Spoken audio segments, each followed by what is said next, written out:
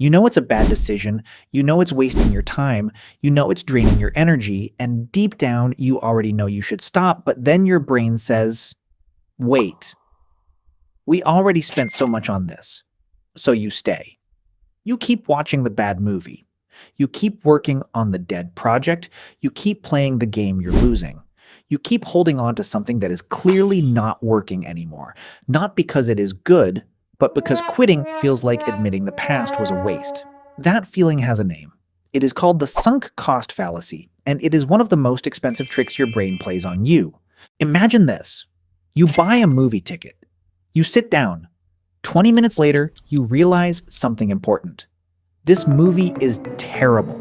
The story makes no sense. The characters are annoying, and somehow, it feels like the movie is getting longer. So you think, maybe I should leave. But then your brain says, no, we paid for this. So you stay. Not because you're enjoying it, not because the movie got better, but because leaving makes the ticket feel wasted. Here's the problem. The ticket is already wasted. Whether you stay or leave, the money is gone. You cannot unbuy the ticket.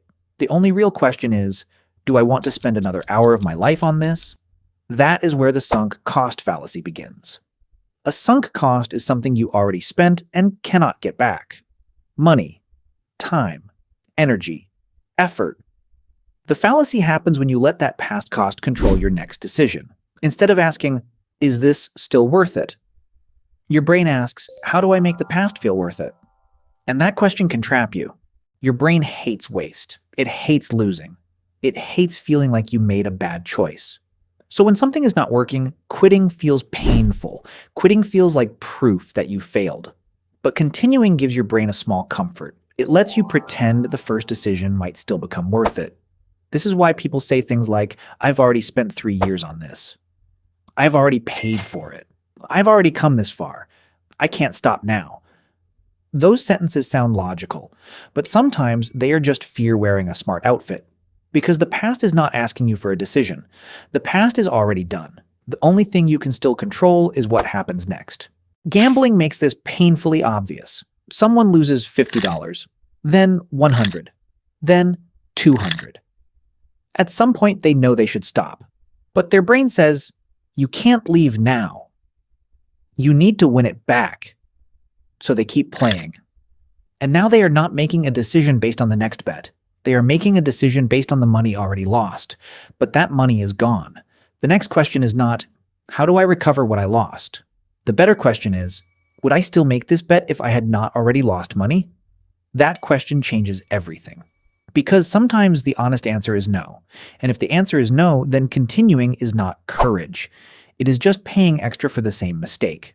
The sunk cost fallacy does not only happen with money. It happens with time, like staying in a book you hate just because you are already halfway through. It happens with projects, like working on an idea that no longer makes sense because you already spent months building it. It happens with subscriptions, like paying for an app you never use because canceling feels like admitting you wasted money. It can even happen with jobs, relationships, degrees, and life plans. Someone might think, I have already spent years on this path, so they stay. Even if the path is making them miserable. Now, to be clear, quitting is not always the answer. Hard things are not automatically bad things. Some goals are worth pushing through, some commitments deserve patience. But sunk cost fallacy is different. It is when the main reason you continue is not because the future looks good. It is because the past was expensive. That is the trap. So how do you know if your brain is tricking you? Ask one question. Would I choose this again today? Not last year. Not before you spent the money. Not before you put in the effort. Today. With what you know now. Would you choose it again? If the answer is yes, keep going. If the answer is no, then you may not be committed. You may just be trapped by the cost of the past.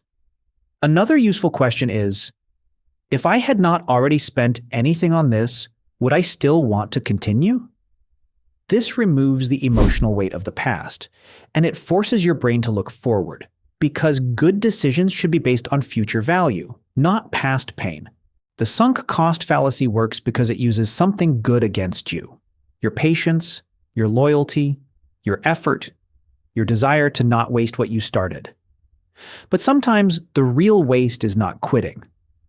Sometimes the real waste is continuing only because you are afraid to admit something is over. The past is already paid for. You do not have to keep paying for it.